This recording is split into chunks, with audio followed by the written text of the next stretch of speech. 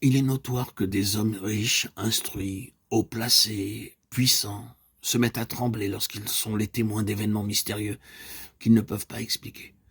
L'amour parfait ne peut coexister avec la crainte, et c'est lui seul qui est capable de nous délivrer de toute peur lorsqu'il fait son entrée dans nos cœurs. La crainte n'est pas dans l'amour, mais l'amour parfait bannit la crainte, car la crainte suppose un châtiment, et celui qui craint n'est pas parfait dans l'amour. 1 Jean 4,18. Tous les hommes aspirent à être aimés. Ils désirent avec ardeur être l'objet de l'affection d'un père, d'une mère, d'un frère, d'une sœur, d'un époux ou d'une épouse. Cependant, cet amour humain, sous toutes ses formes, passe de manière inexorable. Seul l'amour de Dieu est parfait et immuable, car il est éternel. De loin l'Éternel se montre à moi. Je t'aime d'un amour éternel, c'est pourquoi je te conserve ma bonté. Jérémie 31,3. Même si Dieu nous réprimande et nous punit à cause de notre sottise, son affection ne changera jamais. Ce n'est pas un sentiment chétif que Dieu nous manifeste, mais c'est dans toute sa plénitude qu'il nous aime. C'est pourquoi il nous donne tout ce qu'il possède. Il a quitté toute sa gloire à cause de nous, allant jusqu'à verser la totalité de son sang pour nous racheter. Seul un tel amour est parfait, et seule une telle affection est capable de bannir nos craintes. Parfois nous traversons des épreuves et des souffrances particulières, que par une mère aussi sincère et affectueuse soit-elle, n'est en mesure de partager avec nous.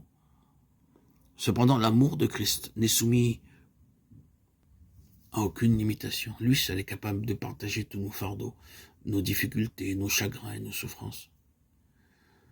Ceux qui ne connaissent pas le Seigneur, Jésus comme leur sauveur, sont exposés à de nombreuses craintes. Malgré tout leur savoir, leur richesse et leur puissance, les visages des grands hommes sont souvent marqués par les stigmates de la peur. Certains craignent pour leur santé. Évoluera-t-elle dans un sens favorable ou mourront-ils?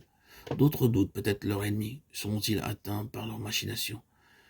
Il en est qui sont hantés par des craintes concernant leurs affaires. Subiront-ils des pertes? Feront-ils faillite? D'autres encore redoutent la mort, appréhendant ce qui adviendra de leurs enfants et de leurs biens. Ainsi donc, tout au long de leur existence, les hommes sont victimes de la peur, sous une forme ou une autre. Le Seigneur Jésus a déclaré que des signes nombreux et effrayants surviendront au cours des derniers jours. Des étoiles tomberont du ciel, il y aura des tremblements de terre, des pestes et des guerres. Alors les hommes rendront l'âme de terreur, Luc 21, 26. À cette époque, le peuple de Dieu lui-même devra passer par l'épreuve. Notre Sauveur prophétisa: vous serez livrés même par vos parents, par vos frères, par vos proches et par vos amis. Et ils feront mourir plusieurs d'entre vous. Luc 21, 16. Toutefois, le Seigneur les préservera de toute peur.